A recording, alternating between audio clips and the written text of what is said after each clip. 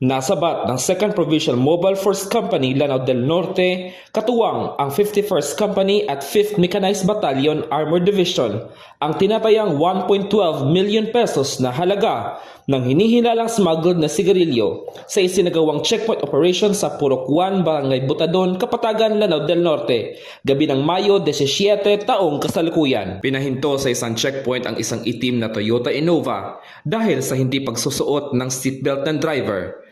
Sa beripikasyon, nabigo rin umano ng driver na si alias Jailani na magpakita ng rehistro ng sasakyan dahilan upang tikitan ito ng mga LTO deputized personnel. Habang nagsasagawa ng inspeksyon, nadiskubre ng mga operatiba ang malaking bulto ng hinihinalang smuggled cigarettes sa loob ng sasakyan.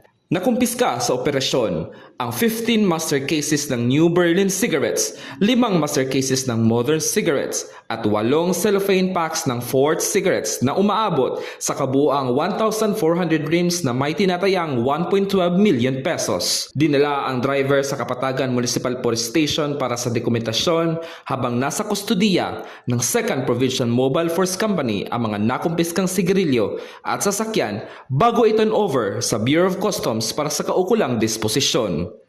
Ito ang bagong PNP para sa bagong Pilipinas. Serbisyo mabilis, tapat at nararamdaman.